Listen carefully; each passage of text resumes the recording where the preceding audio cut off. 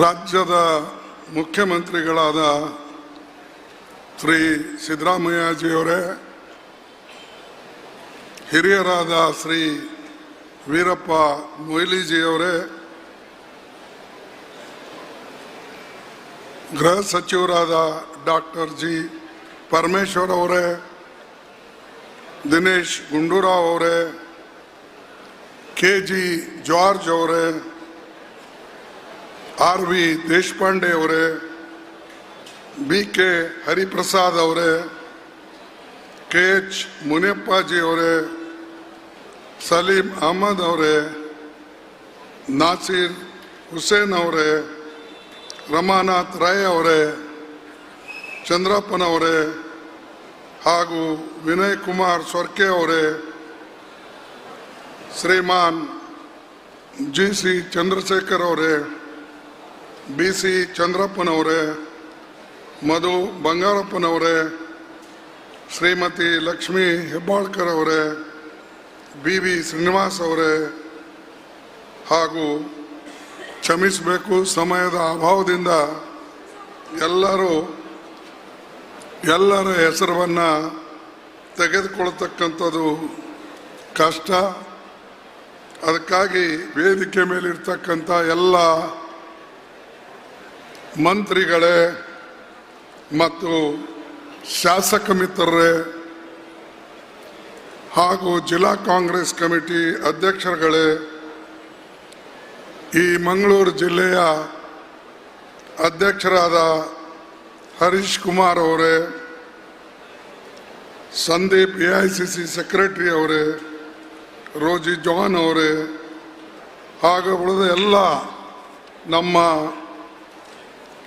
ಮಿತ್ರರೇ ಹಾಗೂ ಇಲ್ಲಿ ಬಂದಂಥ ಕಾಂಗ್ರೆಸ್ಸಿನ ಎಲ್ಲ ಮುಖಂಡರುಗಳೇ, ಈಗಾಗಲೇ ಶಿವಕುಮಾರ್ ಅವರು ಹಾಗೂ ನಮ್ಮ ಸುರ್ಜೇವಾಲಾ ಅವರು ಸಾಕಷ್ಟು ವಿಷಯಗಳನ್ನು ಪ್ರಸ್ತಾಪ ಮಾಡಿದ್ದಾರೆ. ಆದರೆ ನಾನು ಕೆಲವು ಹೊಸ ವಿಚಾರಗಳನ್ನು ಹೇಳ್ತಾ ಕೆಲವು ಸಂಗತಿಗಳನ್ನು ನಿಮ್ಮ ಮುಂದೆ ತರಕ್ಕೆ ಆಶಿಸ್ತೇನೆ. ಒಂದು ವಿಶೇಷ ಅಂದರೆ ಈ ಜಿಲ್ಲೆದು ನಾನು ನೆನೆಸ್ಕೊಳ್ಬೇಕಾಗಿದ್ದು ಮತ್ತು ಎಲ್ಲರ ನೆನಪಿಗಾಗಿ ನಾನು ಈ ಹೆಸರನ್ನು ಹೇಳಲೇಬೇಕಾಗ್ತದೆ. ಅಪ್ಪಟ್ಟ ಗಾಂಧಿವಾದಿ ಮತ್ತು ಬಡವರ ಬಗ್ಗೆ ಕನಿಕರಿ ಇರ್ತಕ್ಕಂಥ ಕುದುಮಲ್ ರಂಗರಾವ್ 1997ರಲ್ಲಿ ಮಂಗಳೂರಿನಲ್ಲಿ ಡಿಪ್ರೆಸ್ಡ್ ಕ್ಲಾಸ್ ಮಿಷನ್ ಅಂತ ಹೇಳಿ ಅವರು ಪ್ರಾರಂಭ ಮಾಡಿ ಸಮಾಜದಲ್ಲಿರ್ತಕ್ಕಂಥ ಬಡವರಿಗೆ, ಅತ್ಯಂತ ಹಿಂದುಳಿದ ವರ್ಗದವರಿಗೆ ಹಾಗೂ ಅಸ್ಪೃಶ್ಯರಿಗೆ ಅವರು ಶಿಕ್ಷಣ ಹಾಗೂ ಇಲ್ಲಿರ್ತಕ್ಕಂಥ ಜಾಗದಲ್ಲಿ ನಮ್ಮ ಉತ್ತಮವಾದಂಥ ವಸತಿ ಅನುಕೂಲ ಮಾಡಿಕೊಡ್ತಕ್ಕಂಥದ್ದು, ಕುಡಿಯೋ ನೀರಿನ ವ್ಯವಸ್ಥೆ ಮಾಡಿಕೊಡ್ತಕ್ಕಂಥದ್ದು, ಇದನ್ನು ಒಬ್ಬ ಮಹಾನ್ ವ್ಯಕ್ತಿ ಕುದುಮಲ್ ರಂಗರಾವ್ ಅಂಥೇಳಿ ಮಾಡಿದರು. ಬಹುಶಃ ಭಾಳ ಜನರಿಗೆ ನೆನಪಿರ್ಲಕ್ಕಿಲ್ಲ. ಮಂಗಳೂರಿನಲ್ಲಿ ಇವತ್ತು ನಾವೇನೇನೋ ನೋಡ್ತಾ ಇದ್ದೇವೆ, ಆದರೆ ಈ ಡಿಪ್ರೆಸ್ ಕ್ಲಾಸಸ್ಗಳಿಗೆ, ಹಿಂದುಳಿದವರಿಗೆ ಅವರ ಧ್ವನಿಯನ್ನು ಎತ್ತಿಡತಕ್ಕಂಥವರು ರಂಗರಾವ್ ಅವರು.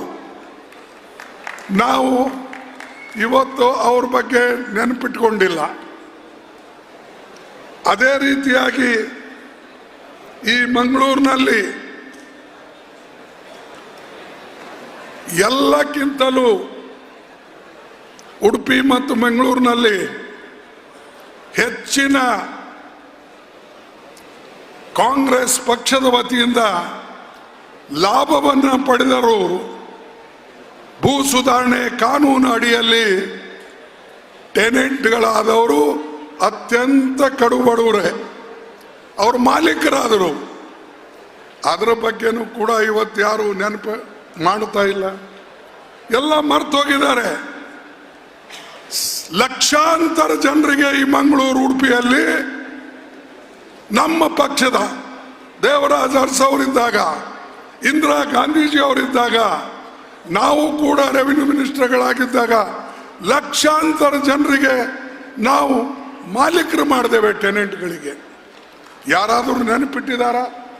ಈಗೆಲ್ಲ ಕಡೆ ಕೆಲವು ನೋಡ್ತೀನಿ, ಕೆಲವು ಜನರಿಗೆ ಭಗವಾ ಜೆಂಡಾ ಹಿಡ್ಕೊಂಡು ಅಡ್ಡಾಡ್ತಾರೆ. ನೀವು ಹಿಂದಿನ ಕಾಲ ನೆನಪು ಮಾಡಿ, ನಿಮ್ಮ ತಾಯಿ ತಂದೆಯವರು ಯಾವ ಸ್ಥಿತಿಯಲ್ಲಿದ್ದರು, ನಿಮಗೆ ಮಾಲೀಕರು ಮಾಡಿದಂಥವ್ರು ಯಾರು, ಇದನ್ನ ನೀವು ನೆನಪಿನಲ್ಲಿ ಇಡದೆ ಹೋಗಿದ್ರೆ ಈ ದೇಶಕ್ಕೆ ಭವಿಷ್ಯ ಇಲ್ಲ. ಯಾರು ಲಾಭ ಪಡ್ಕೊಂಡಿದ್ದಾರೋ ಅವರೇ ಇದನ್ನ ಮರ್ತು ಹೋದರೆ ನಾವು ಯಾರಿಗೆ ಹೇಳಬೇಕು? ನಾನು ಒಂದು ಟ್ರಿಬ್ಯುನಲ್ ಒಂದು ತಾಲೂಕಾ ಕಿತ್ತಿಲ್ಲಿ, ಒಂದೊಂದು ತಾಲೂಕಾದಲ್ಲಿ 4 ಟ್ರಿಬ್ಯುನಲ್ ಮಾಡಿ ಲಕ್ಷಾಂತರ ಕೇಸ್ಗಳನ್ನ ನಾವು ಅದರ ತೀರ್ಮಾನ ಕೊಡ್ಸಕ್ ಹಚ್ಚಿ ಅವರು ಮುಂದೆ ಕೋರ್ಟಿಗೂ ಕೂಡ ಹೋಗ್ಲಾರ್ದಂಗೆ ಮಾಡಿ ಅಷ್ಟೊಂದು ಲಕ್ಷಾಂತರ ಎಕರೆ ಜಮೀನು ನಾವು ಕೊಟ್ಟೇವೆ. ಏನ್ ರಮಾನಾಥ್ ರಾಯ್ ಸ್ವರ್ಕೆ, ನಿಮಗೆ ಕೇಳ್ತಾ ಇದ್ದೀನಿ, ನೀವೆಲ್ಲ ಟ್ರಿಬ್ಯುನಲ್ ಮೆಂಬರ್, ಅವಾಗ ನೀವು ಹಂಚಿದ್ದನ್ನ ಎಲ್ಲೋದ್ರು ಆ ಜನ, ಅವರಿಗೆ ಭೂ ಮಾಲೀಕರು ಮಾಡಿದೆವು ನಾವು, ಭೂ ಒಡೆಯರು ಮಾಡಿದೆವು ನಾವು. ಆದ್ರೆ ಅವ್ರು ಎಲ್ಲಿ ಪತ್ತೆನೇ ಇಲ್ಲ ಈಗ. ಯಾಕಂದ್ರೆ ನಮ್ಮಿಂದ ಲಾಭ ಸಿಗೋವರಿಗೆ ಕೆಲವು ಜನ ಲಾಭ ತಗೊಂಡ್ರು. ಈಗ ನಮ್ಮನ್ನೇ ಮರ್ತು ಹೋದರೆ ಇದು ಯಾವ ನ್ಯಾಯ? ಯಾವ ಇಂದಿರಾ ಗಾಂಧಿ ಅವರು ನಿಮಗೆ ಜಮೀನು ಕೊಟ್ಟರು? ಯಾವ ದೇವರಾಜ ಅರಸು ಕಾಲದಲ್ಲಿ ಕಾಂಗ್ರೆಸ್ ಕೊಡ್ತು? ನಾವೆಲ್ಲ ಇಲ್ಲಿ ಬಂದು ಒಂದೊಂದು ತಾಲೂಕಾದಲ್ಲಿ 4 ಟ್ರಿಬ್ಯುನಲ್ ಮಾಡಿದೇವೆ. ಒಂದು ಟ್ರಿಬ್ಯುನಲ್ ಆದರೆ ಜನರಿಗೆ ಬೇಗನೆ ಅನುಕೂಲ ಆಗಲ್ಲ ಅಂತ ಹೇಳಿ ನಾವು ಮಾಡಿಕೊಟ್ಟೇವೆ. ಮೊಯ್ಲಿ ಅವರು ಇಲ್ಲೇ ಇದ್ದಾರೆ, ಎಲ್ಲರೂ ಇದ್ದಾರೆ. ಇಷ್ಟು ಜನರಿಗೆ ಲಾಭ ಸಿಕ್ಕ ಮೇಲೂ ಕೂಡ ನಮ್ಮ ದುರ್ದೈವ ಇವತ್ತು ಜಮೀನು ಕೊಟ್ಟವನಿಗೆ ನೆನೆಸೋದಿಲ್ಲ. ಆದರೆ ಯಾರು ಹೊಟ್ಟೆ ತುಂಬಿಸಕ್ಕೆ ಸೋನಿಯಾ ಗಾಂಧಿ ಅಂತವರು ಫುಡ್ ಸೆಕ್ಯೂರಿಟಿ ಆಕ್ಟ್ ತಂದು ಅವರು ಲಾಭ ಕೊಟ್ಟರು. ಮಕ್ಕಳಿಗೆ ಕಂಪಲ್ಸರಿ ಎಜುಕೇಶನ್ ಅಂತ ಹೇಳಿ ಸ್ಕೂಲ್ಗಳಿಗೆ, ಅಂದರೆ ಪ್ರೈಮರಿಯಿಂದ 8ನೇವರೆಗೆ ಫ್ರೀ ಎಜುಕೇಶನ್ ಕೊಟ್ಟರು. ಅವರಿಗೂ ಕೂಡ ಮರ್ತಿದ್ದಾರೆ ಜನ. ನನಗೆ ಆಶ್ಚರ್ಯ ಅನ್ನಿಸ್ತದೆ, ನಮ್ಮಿಂದ ಕಾಂಗ್ರೆಸ್ ಪಾರ್ಟಿಯಿಂದ ಲಾಭ ಪಡೆದು ಊಟದಲ್ಲಿ, ನರೇಗಾ ಯೋಜನೆಯಲ್ಲಿ, ಭೂಮಿಯಲ್ಲಿ, ಶಿಕ್ಷಣದಲ್ಲಿ ಎಲ್ಲದಲ್ಲಿ ಕೂಡ ನಾವು ಜನರಿಗೆ ಲಾಭ ಮಾಡಿಕೊಟ್ಟಿದ್ದೇವೆ. ಆದರೆ ಇವತ್ತು ಕೆಲವು ಪಕ್ಷಗಳು ನಮ್ಮನ್ನ ಒಡಿಸಿ, ಹಿಂದುಳಿದ ಸಮಾಜಕ್ಕೆ ಒಡಿಸಿ, ಟೆನೆಂಟ್ಗಳಿಗೆ ಒಡಿಸಿ, ಬಡವರನ್ನ ಒಡಿಸಿ ಇವತ್ತು ಸತತವಾಗಿ ಆಳಬೇಕು ಅಂತ ಹೇಳಿ ಮೋದಿ ಏನು ಹೊರಟಿದ್ದಾರೆ. ಆ ಮೋದಿ ಜೈ ಜೈಕಾರ ಇಲ್ಲಿ ಕೇಳ್ತಾ ಇದ್ದೀನಿ. ಮೋದಿ ನಿಮಗೆ ಜಮೀನು ಕೊಟ್ಟನ ಹೇಳಿ? ಮೋದಿ ಜಮೀನು ಕೊಟ್ಟನ? ಕೊಟ್ಟವ್ರು ಯಾರು? ಕಾಂಗ್ರೆಸ್ನವರು. ಮೋದಿ ಫುಡ್ ಸೆಕ್ಯೂರಿಟಿ ಆಕ್ಟ್ ತಂದಿದ್ದ? ಇಲ್ಲ. ಮೋದಿ ಏನು ಹೇಳಿದ್ರು? ನಾನು सबको मैं नौकरी दूंगा, हर साल 2-2 करोड़ नौकरियां मैं दूंगा. ಯಾರು ಹೇಳಿದ್ರು? ಮೋದಿ ಹೇಳ್ದ. ನಿಮಗೆ ಸಿಕ್ತಾ? ಸಿಗಲಿಲ್ಲ. ನೋಡಿ, ಇಲ್ಲಿ ಮಂಗಳೂರದವ್ರು ಬಹಳ ಹುಷಾರು ಜನ ಇದ್ರಿ, ಬುದ್ಧಿವಂತರಿದ್ರಿ, ನಿಮಗೆ ಸಿಕ್ಕಿರ್ಬೋದು. ಮೋದಿ ಅರೆ ಸಿಗಲಿಲ್ಲ ಅಂತಂದ್ರೆ ಇಷ್ಟೊಂದು ಈ ಬಿಜೆಪಿ ಜೆಂಡಾಗಳು ಯಾಕೆ ಅಡ್ಡಾಡ್ತಾವ? ಇಲ್ಲಿ 15 ಲಕ್ಷ ರೂಪಾಯಿ ನಿಮ್ಮ ಜೋಬ್ನಲ್ಲಿ ಹಾಕ್ತೀನಿ ಅಂತ ಹೇಳಿದ್ರು, ಕೊಟ್ರ? ನೋಡಿ, ನೀವು ತಗೊಂಡಿರ್ಬೇಕು, ತಗೊಂಡು ಸುಳ್ಳು ಹೇಳ್ತೀರಿ ನೀವು. ಇಲ್ಲ, ಈ ದೇಶದ ಪ್ರಧಾನಮಂತ್ರಿ ಹೆಂಗ್ ಸುಳ್ಳಾಡ್ತಾನ್ರಿ? ಸುಳ್ಳಾಡ್ತಾನ? ಇಲ್ಲ ನೀವು ಸುಳ್ಳಾಡ್ತಿರ್ಬೇಕು, ಇಲ್ಲ ಮೋದಿ ಸುಳ್ಳಾಡ್ತಿರ್ಬೇಕು. ನಾವಂತೂ ಯಾವತ್ತು ಏನ್ ನುಡಿದಿದ್ದೇವೆ ಅದರಂಗೆ ನಡೆದಿದ್ದೇವೆ. ಇವತ್ತು ನಮ್ಮ ಬಜೆಟ್ ಕೂಡ ಸಿದ್ದರಾಮಯ್ಯ ಅವರ ನೇತೃತ್ವದಲ್ಲಿ ಇವತ್ತು ನಡೆದಿದೆ. 6 ಗ್ಯಾರಂಟಿ ಕೊಟ್ಟೇವೆ ನಾವು. 6 ಗ್ಯಾರಂಟಿಗೆ ದುಡ್ಡು ಕೊಟ್ಟು ಇವತ್ತು ಬಜೆಟ್ನಲ್ಲಿ ಇಟ್ಟು ಇವತ್ತು ನಮ್ಮ ನಾಯಕರು ಎಲ್ಲರೂ ಇಲ್ಲಿ ಬಂದಿದ್ದಾರೆ, ನಿಮ್ಮ ಮನೆ ಬಾಗಿಲಿಗೆ ಬಂದಿದ್ದಾರೆ. ಆದರೆ ಏನೂ ಕುಡದಂತ, ಏನೂ ಕೊಡದಂತ ಮನುಷ್ಯ, ತಾ ಕೊಟ್ಟಿದ್ದ ವಚನವನ್ನ ನಿಭಾಯಿಸದೇ ಇರ್ತಕ್ಕಂಥ ಮನುಷ್ಯ, ಅವನ ಬಗ್ಗೆ ಮೋದಿ ಮೋದಿ ಮೋದಿ ಹೊಟ್ಟೆ ತುಂಬುತ್ತದ? ಜನರಿಗೆ ಏನಾದರೂ ಕೆಲಸ ಕೊಟ್ಟಿದಾರ? ನರೇಗಾ ಯೋಜನೆ ನಮ್ಮದು, ಅನ್ನ ಯೋಜನೆ ನಮ್ಮದು, ಮಕ್ಕಳಿಗೆ ವಿದ್ಯಾಭ್ಯಾಸ ಕೊಡೋದು ನಮ್ಮದು. ಅವ್ರೇನಂದ್ರೆ ಮೋದಿ ಬರೇ ಜಗಳ ಹಚ್ಚೋದು. ಇವತ್ತೆಷ್ಟು ಜನ ಹಿಂದುಳಿದಂಥವ್ರಿದ್ದಾರೆ, ಅವ್ರ ಎಲ್ಲರಿಗೆ ಟೆನೆಂಟ್ ಇದ್ದವರಿಗೆ ಕಾಯಂ ಮಾಡ್ತಕ್ಕಂಥದ್ದು ಜಮೀನು ಕೊಟ್ಟಿದ್ದು ನಮ್ಮ ಸರ್ಕಾರ. ಇಷ್ಟೊಂದು ಇದ್ರೂ ಕೂಡ ಕಾಂಗ್ರೆಸ್ಗೆ ಬಿಜೆಪಿಯವ್ರು ಬೈಯೋದೇ ಬೈಯೋದು. ಈ ನಿಮ್ಮ ಮಂಗಳೂರಿನಾಗಂತೂ ಕೇಳೇಬೇಡಿ, ಮುಂಜಾನೆ ಎದ್ದು ಕೂಡಲೇ ಕಾಂಗ್ರೆಸ್ಗೆ ಬೈಯೋದು. ಅಲ್ಲೇ ನಮ್ಮಲ್ಲಿ ಜಮೀನು ತಗೊಂಡ್ರವನು ಬೈತಾನೆ, ನಮ್ಮ ಅನ್ನ ತಿಂದವನು ಬೈತಾನೆ, ನಮ್ಮ ಶಿಕ್ಷಣ ಪಡೆದವನು ನಮಗೆ ಬೈತಾನೆ. ಇದು ಯಾವ ನ್ಯಾಯ? ಕೆಲವು ಜನ ಅತ್ಯಂತ ಶ್ರೀಮಂತರು, ಯಾರ ಹತ್ರ ದುಡ್ಡಿದೆ, ಯಾರು ಧರ್ಮದ ಹೆಸರಿನಲ್ಲಿ ರಾಜಕೀಯ ಮಾಡ್ತಾರೋ ಅವರು ಎಲ್ಲರೂ ಕೂಡ ಈ ಬಡವರನ್ನ, ದಲಿತರನ್ನ, ಹಿಂದುಳಿದವರು ಅಂತ ಅತ್ಯಂತ ಕಡು ಬಡವರು ಅವರಿಗೆ ತುಳಿಬೇಕು ಅನ್ನತಕ್ಕಂಥದ್ದು ಅವ್ರ ಗುರಿ ಇದೆ. ನೀವು ಆ ಕೆಲಸಕ್ಕೆ ಹೋಗ್ತೀರಾ? ಯೋಚನೆ ಮಾಡಿ ಬಂಧುಗಳೇ. ನಾನು ಎಲ್ಲಿ ಹೋದಲ್ಲಿ ಕೂಡ ನಾವು ಹೇಳ್ತಾ ಇದ್ದೇವೆ, ದೇಶಕ್ಕೆ ಸ್ವಾತಂತ್ರ್ಯ ಕೊಟ್ಟ ತಂದಂಥವರು ನಾವು, ದೇಶದ ಅಭಿವೃದ್ಧಿ ಮಾಡೋಕ್ಕೆ ಸಹಾಯ ಮಾಡಿದವರು ನಾವು. ನಿಮ್ಗೆ ಹೇಳಬೇಕಾಗಿದ್ರೆ, ಹಿಂದೆ ಒಬ್ರು MP ಇದ್ರು ಕಾಂಗ್ರೆಸ್ದವರು, ಶ್ರೀನಿವಾಸ್ ಮಲ್ಯ ಅಲ್ಲ, ಶ್ರೀನಿವಾಸ್ ಮಲ್ಯ ಅವರಿದ್ರು. ಫೈಲ್ ತಗೊಂಡು ನೆಹರು ಅವ್ರ ಬಳಿ ಟ್ರಾನ್ಸ್ಪೋರ್ಟ್ ಮಿನಿಸ್ಟರ್ ಹತ್ರ ಎಲ್ಲ ಕಡೆ ಅಡ್ಡಾಡಿ ಈ ಮಂಗಳೂರು ಉಡುಪಿಗೆ ಒಂದು ಮಾಡಿ 100 ಬ್ರಿಡ್ಜಸ್ ಮಾಡಿದ್ದು ಕಾಂಗ್ರೆಸ್ ಕಾಲದಲ್ಲಿ. ಈಗ ಯಾವ ಬ್ರಿಡ್ಜ್ ಮೇಲೆ ಒಡ್ಡಾಡ್ತೀರಿ ನೀವು? ಸಣ್ಣ ಪುಟ್ಟು ನದಿ ಮೇಲೆ, ಅದು ಯಾರು ಮಾಡಿದ್ದು? ಸೊ ಶ್ರೀನಿವಾಸ್ ಮಲ್ಯ ಕಾಂಗ್ರೆಸ್ ಕಾಲದಲ್ಲಿ. ಪೋರ್ಟ್, ಇಲ್ಲಿ ದೊಡ್ಡ ಪೋರ್ಟ್ ಇದೆ, ಯಾರು ಮಾಡಿದ್ದು? ಕಾಂಗ್ರೆಸ್ದವ್ರು ಮಾಡಿದ್ದು. ಏರ್ಪೋರ್ಟ್ ಯಾರು ಮಾಡಿದ್ದು? ಕಾಂಗ್ರೆಸ್. ಪ್ರತಿ ಒಂದು ಚಿನ್ನ ಇವತ್ತು ಇಲ್ಲಿ ಮಂಗಳೂರಿನಲ್ಲಿದೆ, ಉಡುಪಿನಲ್ಲಿದೆ, ಅದು ಎಲ್ಲನೂ ಕೂಡ ಕಾಂಗ್ರೆಸ್ ಪಕ್ಷದ ಕಾಲದಲ್ಲಿ ಆಗಿದೆ. ಇದನ್ನ ನೀವು ನೆನಪಿನಲ್ಲಿ. ಬ್ಯಾಂಕ್ಗಳಿದ್ದು, ಆ ಬ್ಯಾಂಕದ ರಾಷ್ಟ್ರೀಕರಣ ಆದ್ಮೇಲೆ ಕೆಲವು ಬ್ಯಾಂಕ್ಗಳನ್ನ ಪ್ರೈವೇಟ್ ಆಗಿದ್ದು.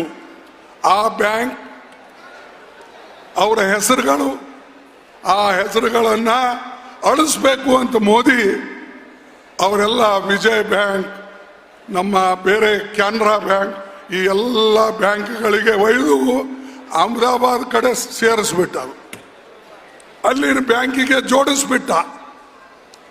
ಆ ದೇನಾ ಬ್ಯಾಂಕ್ ಅಂತೆ, ಲೇನಾ ಬ್ಯಾಂಕ್ ಅಂತೆ, ಆ ಬ್ಯಾಂಕ್ ಅಂತೆ. ದೇನ ಅಂದ್ರೆ ಗೊತ್ತಲ್ಲ, ಕೊಡೋದು. ಲೇನ ಅಂತಂದ್ರೆ ತಗೊಳ್ಳೋದು. ಇದ್ರಾಗೆ ವೈದಿಲಿಂದ ಎಲ್ಲ ಸೇರಿಸ್ಬಿಟ್ಟ. ಅಂದ್ರೆ ಯಾವ ಭಾಗ ಕರ್ನಾಟಕದ ಭಾಗ ಆರ್ಥಿಕ ಬೆಳವಣಿಗೆಯಲ್ಲಿ ಮುಂದಿದೆ ಅದಕ್ಕೆ ಹಿಂದೆ ತರ್ತಕ್ಕಂಥ ಕೆಲಸ ಮೋದಿ ಅವರು ಮಾಡಿದ್ದು. ಆದ್ರೆ ನನಗೆ ಬಹಳ ನೋವು ಉಂಟಾಗಿದೆ. ಇಂಥ ಜಾಗದಲ್ಲಿ ಬಿಜೆಪಿ ಬೆಳೀತಾ ಇದೆ. ಬಿಜೆಪಿ ಮಾತು ಕೇಳಿ ಇಲ್ಲೆಲ್ಲರೂ ಒಬ್ರಿಗೊಬ್ರು ಹೋರಾಟ ಮಾಡ್ತಾರೆ, ಹೊಡೆದಾಡ್ತಾರೆ, ಬಡದಾಡ್ತಾರೆ. ಬಂಧುಗಳೇ, ಎಲ್ಲರೂ ಕೂಡ ನಾವು ಈ ದೇಶಕ್ಕೆ ಸ್ವಾತಂತ್ರ್ಯ ತಂದಂತ ಕಾಂಗ್ರೆಸ್ ಪಾರ್ಟಿ ಎಲ್ಲರನ್ನ ಒಗ್ಗೂಡಿಸ್ತಕ್ಕಂಥ ಕೆಲಸ ಮಾಡ್ತು.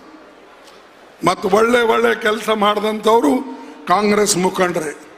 ಈಗ ಹೇಳಿದ್ರು ವೀರಪ್ಪ ಮೊಯ್ಲಿ ಅವ್ರ ಕಾಲದಲ್ಲಿ ಏನಾಯ್ತು, ನಮ್ಮ ಇವರು ಜನಾರ್ದನ್ ಪೂಜಾರಿ ಕಾಲದಲ್ಲಿ ಏನಾಯ್ತು, ಇವೆಲ್ಲನೂ ಕೂಡ ಬಡವರಿಗೆ ಅಧಿಕಾರ ಕೊಟ್ಟಿದ್ದು ಕೂಡ ಕಾಂಗ್ರೆಸ್ ಪಾರ್ಟಿ. ಇದು ನೀವು ಮರಿಬೇಡಿ. ವೀರಪ್ಪ ಮೊಯ್ಲಿ ಯಾರಿದ್ರು? ಒಬ್ಬರು ಬಡವರು ವಕೀಲರು. ಜನಾರ್ದನ್ ಪೂಜಾರಿ ಯಾರಿದ್ರು? ಅವರು ವಕೀಲರು. ಇಂಥ ಜನರಿಗೆ ಉನ್ನತವಾದಂಥ ಸ್ಥಾನದಲ್ಲಿ ಕೂಡಿಸಿ, ನಿಮಗೆ ಸಹಾಯ ಮಾಡತಕ್ಕಂಥ ಜಾಗದಲ್ಲಿ ಕೂಡಿಸಿ ಇವತ್ತು ಕಾಂಗ್ರೆಸ್ ಪಾರ್ಟಿ ಆ ಕೆಲಸವನ್ನ ಮಾಡಿಸಿದೆ ಅವ್ರ ಕೈಯಿಂದ. ಇದು ನಾವು ನೆನಪಿನಲ್ಲಿ ಇಟ್ಕೊಳ್ಬೇಕು. ನಾವು ಮರ್ತು ಹೋಗ್ತೇವೆ ಬಹಳ ಬೇಗನೆ. ಇವತ್ತು ಅದಕ್ಕೆ ಬಂಧುಗಳೇ, ನಾನು ನಿಮಗೆ ನಮ್ಮ 5 ಗ್ಯಾರಂಟಿಗಳು ಅದಕ್ಕೆಲ್ಲ ದುಡ್ಡಿಟ್ಟಿದ್ದಾರೆ. ನಾನು ಎಷ್ಟಿಟ್ಟಾರ ಏನಿಲ್ಲ ಹೇಳಕ್ಕೆ ಹೋಗೋದಿಲ್ಲ. ಅದು ಸುರ್ಜಿವಾಲಾ ಅವರು ತಮ್ಮ ಮಾತಿನಲ್ಲಿ ಬಹಳ ಅರ್ಥಗರ್ಭಿತವಾಗಿ ಅವರು ಹೇಳಿದ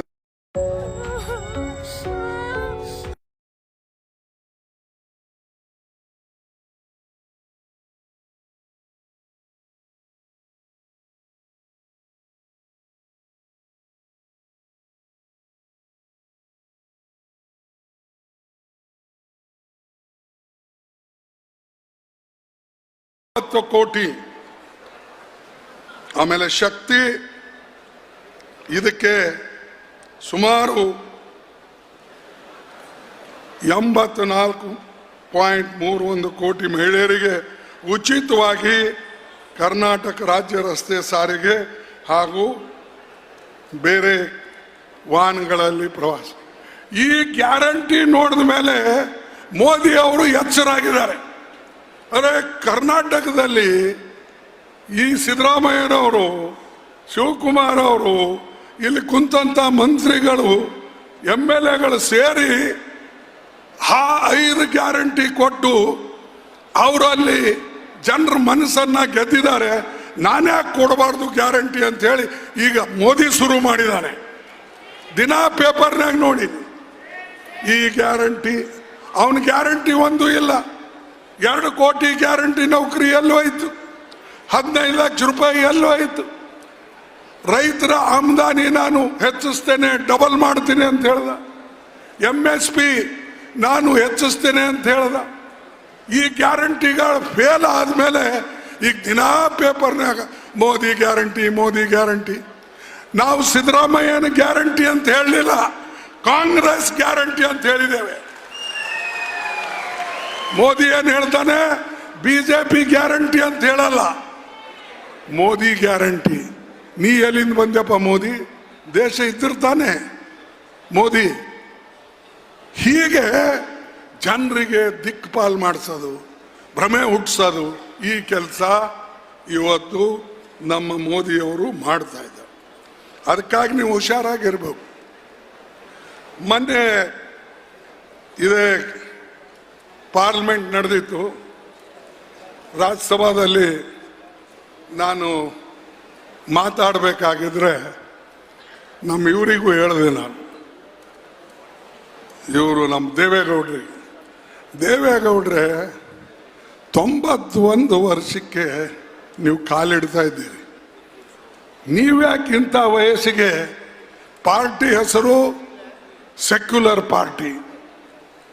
ಆದ್ರೆ ನೀವು ಹೋಗಿ ಯಾರು ತೊಡಿ ಮೇಲೆ ಕುಂತಿದ್ರಿ?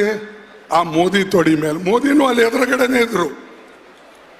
ಇವ್ರು ನನ್ನ ಪಕ್ಕದಾಗ 3ನೇ ಸ್ಥಾನದಲ್ಲಿದ್ರು. ನಾ ಹೇಳಿದೆ, ನೀವು ಯಾಕೆ ಹೋಗಿ ಅವ್ರು ತೊಡಿ ಮೇಲೆ ಕುಂತೀರಿ? ಅವಾಗ ಮೋದಿ ನಗ್ತಾ ಇದ್ದ.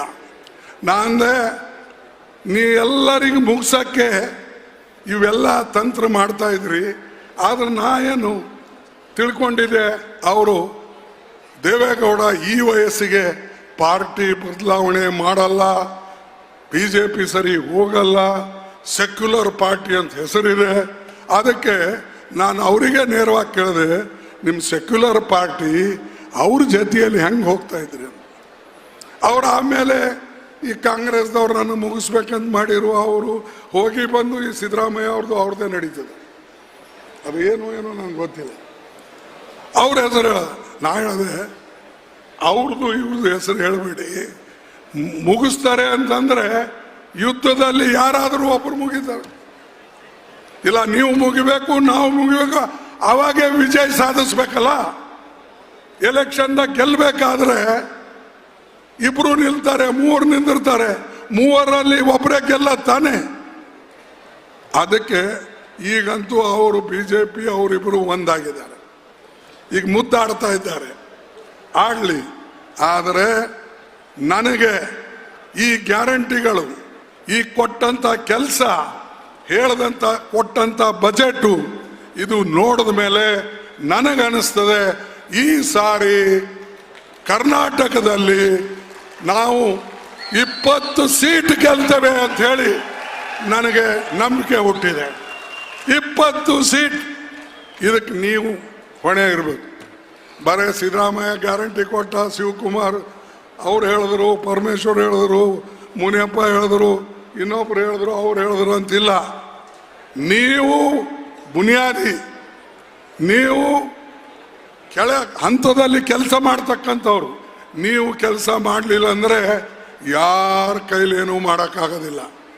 ನಮ್ಮ ಜಯ, ನಮ್ಮ ವಿಜಯ ನಿಮ್ಮ ಮೇಲೆ ಅವಲಂಬಿಸಿದೆ ಹೊರತಾಗಿ ನಮ್ಮ ಮುಖಂಡರ ಮೇಲೆ ಅಲ್ಲ, ನಮ್ಮ ಮೇಲೆ ಅಲ್ಲ. ನಾವು ಹಿಂಗೆ ಭಾಷಣ ಮಾಡ್ಬೋದು, ಮನೆಗೆ ಹೋಗ್ಬೋದು, ಜಯ ಜಯಕಾರ ನೀವು ಹೇಳ್ಬೋದು, ಆದರೆ ನಿಜವಾಗಿ ಶಕ್ತಿ ತುಂಬತಕ್ಕಂಥ ಜನ ನೀವು. ಅದಕ್ಕೆ ನೀವು ದಯವಿಟ್ಟು ಒಕ್ಕಟ್ಟಾಗಿ ಈ ಸಾರಿ ಮಂಗಳೂರಿನಲ್ಲಿ, ಉಡುಪಿನಲ್ಲಿ, ಚಿಕ್ಕಮಗಳೂರಿನಲ್ಲಿ ಶಕ್ತಿಯನ್ನ ಪ್ರದರ್ಶನ ಮಾಡಿ ಕಾಂಗ್ರೆಸ್ ಪಾರ್ಟಿಗೆ ಹೆಚ್ಚಿನ ಸೀಟನ್ನು ತರ್ತಕ್ಕಂಥದ್ದು ಮಾಡಿ. ಇವತ್ತು ರಾಹುಲ್ ಗಾಂಧಿ ಅವರು ಭಾರತ್ ಜೋಡೋ ಯಾತ್ರಾ ಮೊದಲು ಮಾಡಿದ್ರು, ಕನ್ಯಾಕುಮಾರಿಯಿಂದ ಕಾಶ್ಮೀರವರೆಗೆ ಮಾಡಿದ್ರು, ಈಗ ಮಣಿಪುರಿಂದ ಬೊಂಬೈವರೆಗೆ ಮಾಡ್ತಾ ಇದ್ದಾರೆ. ಯಾರಿಗೋಸ್ಕರ ಮಾಡ್ತಾ ಇದ್ದಾರೆ? ಏನು ತನ್ನ ಮನೆಗೋಸ್ಕರ? ಅಥವಾ ಅವ್ರೇನು ಪ್ರಧಾನಮಂತ್ರಿ ಆಗಬೇಕು, ನಾ ಮುಂದೆ ದೊಡ್ಡ ಹುದ್ದೆಗೆ ಹೋಗ್ಬೇಕಂತ ಮಾಡಿ ದೇಶದಲ್ಲಿ ಇರ್ತಕ್ಕಂಥ ಜನರನ್ನ ಒಗ್ಗೂಡಿಸ್ಬೇಕು, ಎಲ್ಲ ಧರ್ಮದ ಜನರಿಗೆ ಒಂದು ಕಡೆ ಸೇರಿಸಿ, ಏನು ನಮ್ಮ ಸಂವಿಧಾನ ಹೇಳಿದೆ ಆ ಸಂವಿಧಾನ ಪ್ರಕಾರ ನಾವು ನಡ್ಕೊಳ್ಬೇಕು, ಪ್ರಜಾಪ್ರಭುತ್ವ ಉಳಿಬೇಕು. ಇದೇ ಅವ್ರ ಗುರಿ ಇದೆ, ಮತ್ತೇನೂ ಇಲ್ಲ. ಆದರೆ ಮೋದಿ ಅವರಿಗೂ ಗೇಲಿ ಮಾಡಿದ್ರು. ये घराने वाले लोग अपने आप को बड़ा समझते हैं. मैं एक ಬ್ಯಾಕ್ವರ್ಡ್ का आदमी हूँ. ಹೌದಪ್ಪ, ನೀ ಬ್ಯಾಕ್ವರ್ಡ್ ಇದ್ದಿ, ನಾವೆಲ್ಲ ಶೆಡ್ಯೂಲ್ ಕಾಸ್ಟು ಬ್ಯಾಕ್ವರ್ಡೇ ಇದ್ದೇವೆ. ನಾವೇನು ಏನು ಟಾಟಾ ಬಿರ್ಲಾಗಳಿದ್ದೇವ? ಅಥವಾ ಅತಿ ಉನ್ನತ ಜಾಗದಲ್ಲಿ ಹುಟ್ಟಿ ಬಂದು ನಾವು ಅಧಿಕಾರಕ್ಕೆ ಬಂದಿದ್ದೇವ? ನಾವು ಕಷ್ಟಪಟ್ಟೆ ಗದ್ದಿಗೆ ಏರಿದ್ದೇವೆ. ನಿಮ್ಮ ಆಶೀರ್ವಾದದಿಂದ, ನಿಮ್ಮ ಬಲದಿಂದ. ನೀವು ಬಲ ಕೊಡದೆ ಹೋಗಿದ್ರೆ ನಾವು ಎಲ್ಲಿ ಇರ್ತಿರಲಿಲ್ಲ. ಹಾಗೆ ಇವತ್ತು ರಾಹುಲ್ ಗಾಂಧಿ ಅವರು ಏನು ಕೆಲಸ ಮಾಡ್ತಾ ಇದ್ದಾರೆ ಅದನ್ನು ಸಹಿಸದೆ ಮೋದಿ ಅವರು ಎಲ್ಲಿ ಹೋದಲ್ಲಿ ಸೋನಿಯಾ ಗಾಂಧಿಗೆ ಬೈಯೋದು, ರಾಹುಲ್ ಗಾಂಧಿಗೆ ಬೈಯೋದು, ಕಾಂಗ್ರೆಸ್ಗೆ ಬೈಯೋದು. ಯಾಕಪ್ಪ? ಕಾಂಗ್ರೆಸ್ ಜೀರೋ ಹೇ, ಮತ್ತು ಕಾಂಗ್ರೆಸ್ಗೆ ಯಾಕೆ ಬೈತಪ್ಪ? ಜೀರೋ ಇದ್ದವರಿಗೆ. ರಾಹುಲ್ ಗಾಂಧಿ ಕುಚ್ ನಹೀ ಹೇ, ರಾಹುಲ್ ಗಾಂಧಿ ಕುಚ್ಚನೆ ಅಂತ ಹೇಳ್ತಿ, ದಿನ ಎದ್ದು ರಾಹುಲ್ ಗಾಂಧಿಗೆ ಯಾಕೆ ಬೈತೀಯ, ಸೋನಿಯಾ ಗಾಂಧಿಗೆ ಯಾಕೆ ಹೇಳ್ತೀಯ? ಅಂದ್ರೆ ನಮ್ಮಲ್ಲಿ ಶಕ್ತಿ ಇದೆ, ಅದನ್ನ ನೀವು ಸಹಿಸೋದಿಲ್ಲ, ಅದಕ್ಕಾಗಿ ನೀವು ನಮ್ಮ ಹೆಸರು ಪದೇ ಪದೇ ಹೇಳ್ತೀರಿ. ನಮಗೆ ಪೂರ್ತಿ ಮುಗಿಸ್ಬೇಕು ಅಂತ ಹೇಳಿ ಹೊಂಟಿದ್ದಾರೆ. ಮೊನ್ನೆ ನಮ್ಮ ಅಕೌಂಟ್ನು ಕೂಡ ಸೀಸ್ ಮಾಡಿದ್ರು. ಆ ಅಕೌಂಟ್ ಸೀಸ್ ಮಾಡಿದ್ದನ ನಮ್ಮ ಜನ ಅಲ್ಲಿ ಇಲ್ಲಿ ಸ್ವಲ್ಪ ರೊಚ್ಚಿಗೆದ್ರು. ಮರುದಿವಸ ಆ ಅಕೌಂಟನ್ನು ಸೀಸ್ ಮಾಡಿದ್ದು ರಿಲೀಸ್ ಮಾಡಿದ್ರು. ಯಾಕಪ್ಪ? ಒಂದು ಅಪೋಸಿಷನ್ ಪಾರ್ಟಿ ಹತ್ರ, ಒಂದು ಅಪೋಸಿಷನ್ ಪಕ್ಷದ ಹತ್ರ 4 ದುಡ್ಡು ಇರಬಾರ್ದು.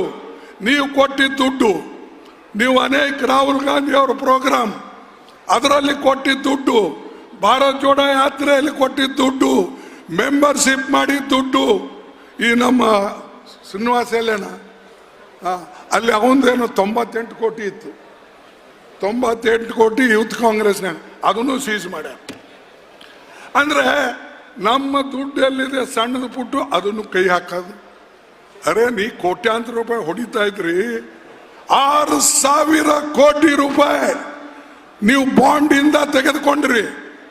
ಯಾರಿಂದ? ಎಲ್ಲ ಬ್ಲ್ಯಾಕ್ ಮನಿ ಹೋಲ್ಡರ್. ಅವ್ರ ಹೆಸರು ಗೊತ್ತಿಲ್ಲ, ಅವ್ರಿಗೆ ನೀವು ಏನು ಲಾಭ ಕೊಟ್ಟಿರಿ ಅದು ಗೊತ್ತಿಲ್ಲ. ನಮಗೆ ನೀವು ಹೇಳ್ತೀರಾ ಕಾಂಗ್ರೆಸ್ ಪಾರ್ಟಿ ಹಾಗೆ ಮಾಡಿದೆ ಹೀಗೆ ಮಾಡಿದೆ.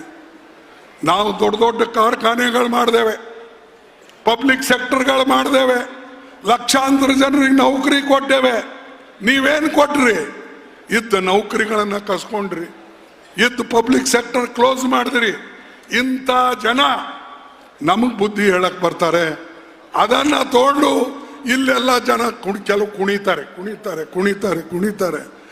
ಏನವರು ಈ ಮುದುಗಲ್ ರಂಗರಾವ್ ಇದ್ದಂಗೆ, ಶ್ರೀನಿವಾಸ್ ಮಲ್ಯ ಇದ್ದಂಗೆ ಕೆಲಸ ಮಾಡ್ದಂಗೆ, ಅಥವಾ ವೀರಪ್ಪ ಮೊಯ್ಲಿ ಅವ್ರು ಮಾಡ್ದಂಗೆ, ಅಥವಾ ನಮ್ಮ ಪೂಜಾರಿ ಅವ್ರು ಮಾಡ್ದಂಗೆ ನಿಮ್ದು ಏನು ಕಾಂಟ್ರಿಬ್ಯೂಷನ್?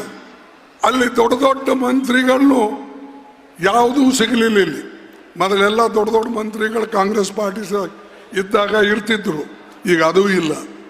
ಅದಕ್ಕೆ ಬಂಧುಗಳೇ, ನಮಗೆ ಒಕ್ಕಟ್ಟಾಗಿ ಕೆಲಸ ಮಾಡಬೇಕಾಗಿದೆ.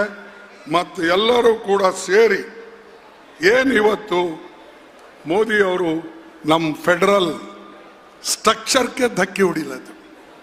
ಅಂದರೆ ನಮ್ಮ ದುಡ್ಡು ಎಷ್ಟು ನಮಗೆ ಬರಬೇಕು ಅದು ಬರ್ತಾ ಇಲ್ಲ ಅನ್ನೋದ ನಮ್ಮ ಮುಖ್ಯಮಂತ್ರಿಗಳು, ಕಾಂಗ್ರೆಸ್ದ ಅಧ್ಯಕ್ಷರು ಎಲ್ಲರೂ ದಿಲ್ಲಿಗೆ ಬಂದು ಅವರು ಸತ್ಯಾಗ್ರಹ ಮಾಡಬೇಕಾಗಿತ್ತು.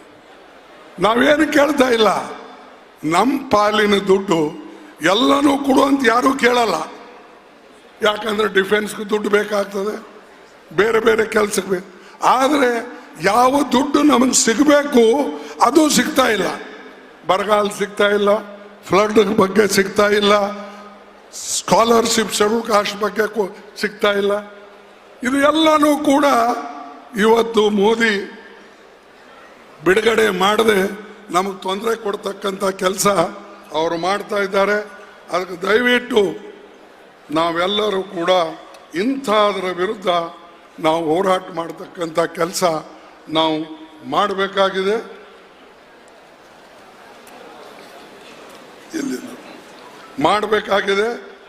ಆಮೇಲೆ ನಾವು ವಿಶೇಷವಾಗಿ ಒಂದು ಹೇಳ್ತಾ ಇದ್ದೀನಿ, ನಾವು ಒಂದು ಕಾಂಗ್ರೆಸ್ ಪಾರ್ಟಿಯಿಂದ ಒಂದು ಗ್ಯಾರಂಟಿ ಸದ್ಯಕ್ಕೆ, ಯಾಕಂದ್ರೆ ಇನ್ನೂ ನಮ್ಮ ಮ್ಯಾನಿಫೆಸ್ಟೋ ಇನ್ನೂ ಬರೀತಾ ಇದ್ದಾರೆ.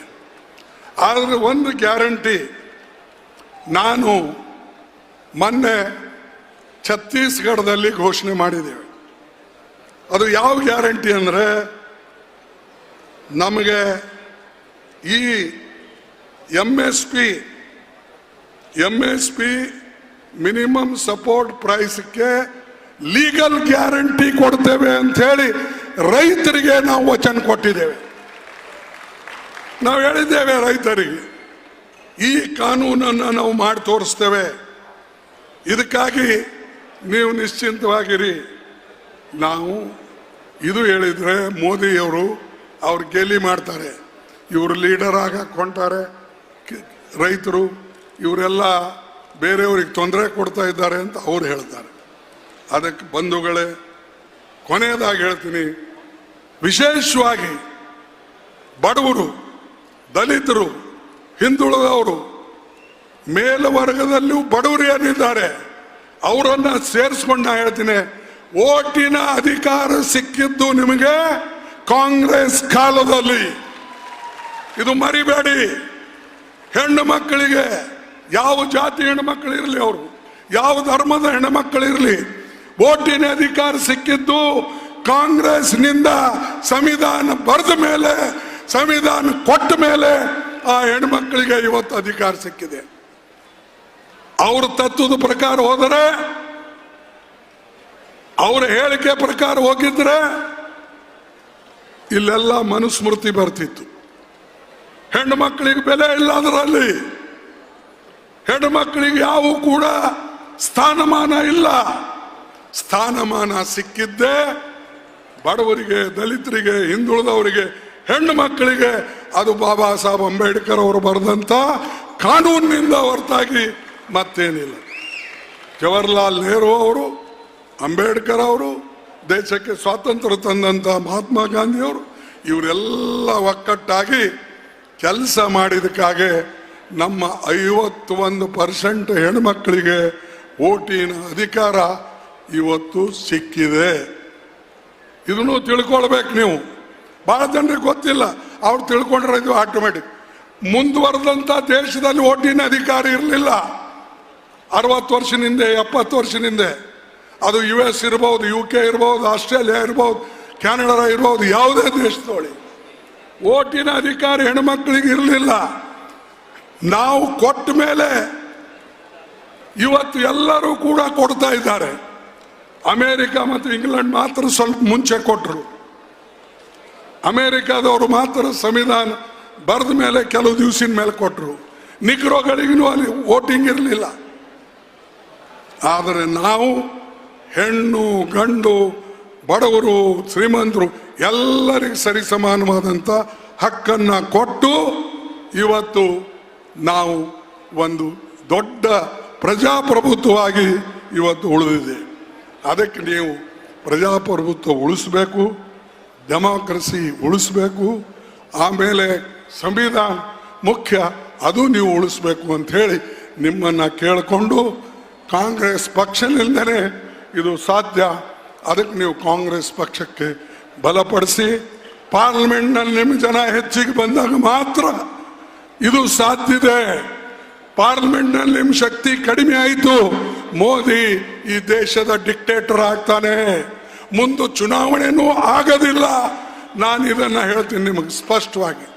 ಯಾಕಂದ್ರೆ ಆ ಚುನಾವಣೆ ಕಡೆ, ಡೆಮಾಕ್ರಸಿ ಕಡೆ, ಸಂವಿಧಾನ ಕಡೆ ಅವರ ಲಕ್ಷ್ಯ ಇಲ್ಲ. ಆದಷ್ಟು ಅಧಿಕಾರ ತನ್ನ ಕೈಯಲ್ಲಿ ತಗೊಳ್ಬೇಕು ಅಂತ ಹೇಳಿ ಅವರು ಸರ್ವ ಪ್ರಯತ್ನ ನಡೆದಿದೆ.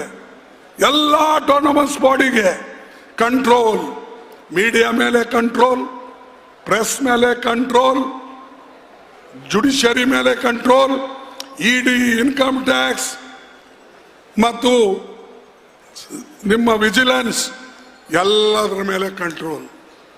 ಇಷ್ಟೊಂದು ಕಂಟ್ರೋಲ್ ಇಟ್ಕೊಂಡು ಈ ದೇಶವನ್ನು ಆಳಕ್ಕೆ ಹೊಂಟಿದ್ದಾನೆ. ಅವನಿಗೆ ಶಕ್ತಿಶಾಲಿ ನೀವು ಮಾಡಬೇಡಿ. ದೇಶದ ಅಭಿವೃದ್ಧಿ ಮಾಡೋಂಥ ಜವಾಬ್ದಾರಿ ನಾವು ಹಿಂದೆ ತಗೊಂಡಿದ್ದೇವೆ, ಈಗೂ ತಗೊಳ್ತೇವೆ, ಮುಂದೂ ತಗೊಳ್ತೇವೆ. ನಾವು ಅವ್ರಿಗಿಂತಲೂ ಹೆಚ್ಚಿನ ಒಂದು ಶಕ್ತಿಯನ್ನು ಕೊಡ್ತಕ್ಕಂಥದ್ದು, ಅಭಿವೃದ್ಧಿಯನ್ನು ಮಾಡ್ತಕ್ಕಂಥದ್ದು ನಮ್ಮಲ್ಲಿದೆ ಅನ್ನತಕ್ಕಂಥ ಮಾತನ್ನು ಹೇಳಿ ನನ್ನ ಮಾತು ಮುಗಿಸ್ತೇನೆ. ನಿಮ್ಮೆಲ್ಲರಿಗೆ ನಾನು ವಂದನೆಗಳನ್ನು ಸಲ್ಲಿಸ್ತೇನೆ. ಇವತ್ತು ನಿಜವಾಗ್ಲೂ ತಾವು ಈ ಕಾರ್ಯಕರ್ತರ ಸಭೆ ಬಹಳ ಒಳ್ಳೆಯ ರೀತಿಯಿಂದ ನೆರವೇರಿಸಿದ್ದೀರಿ. ಎಲ್ಲರೂ ಕೂಡ ಇವತ್ತು ಬಂದಿದ್ದಾರೆ. ಇದು ಬಹಳ ಸಂತೋಷ. ಯಾಕಂದ್ರೆ ಇದು ಒಂದು ಮೂಲಿ ಒಳಗಿಟ್ಟಿರಿ, ಯಾಕೆ ಗೊತ್ತಾಗಿಲ್ಲಪ್ಪ ಶಿವಕುಮಾರ್. ನಾವೆಲ್ಲಿ ಬೀದರ್, ಗುಲ್ಬರ್ಗ, ಮಂಗಳೂರು, ಯಾವ ಕಡೆ ಈ ಕಡೆ ಮುಂದಕ್ಕೆ ಹೋದ್ರೆ ಸಮುದ್ರ, ಆ ಕಡೆ ಇಷ್ಟು ದೂರಿದ್ದ ಒಂದು ಮೂಲೆಯಲ್ಲಿದ್ದರೂ ಸಾವಿರಾರು ಜನ ಇವತ್ತು ನೀವು ಬಂದಿರಿ ಕಾಂಗ್ರೆಸ್ ಪಾರ್ಟಿಗೆ ಒಕ್ಕೂಡ್ಸಕ್ಕೆ. ಅದಕ್ಕೆ ನಿಮ್ಮೆಲ್ಲರಿಗೆ ನಾನು ಧನ್ಯವಾದಗಳನ್ನು ಹೇಳಿ ನನ್ನ ಮಾತು ಮುಗಿಸ್ತೇನೆ. ಮತ್ತು ಯಾರು ಇದಕ್ಕೆ ಆರ್ಗನೈಸ್ ಮಾಡಿದ್ದಾರೆ, DCC ಪ್ರೆಸಿಡೆಂಟ್ ಇರ್ಬೋದು, ಲೋಕಲ್ ಕಾರ್ಯಕರ್ತರು ಇರ್ಬೋದು, ಮಂತ್ರಿಗಳಿರ್ಬೋದು, ಎಲ್ಲರಿಗೂ ವಂದಿಸಿ ನಾನು ಮಾತು ಮುಗಿಸ್ತೇನೆ. ಜೈ ಹಿಂದ್, ಜೈ ಕರ್ನಾಟಕ.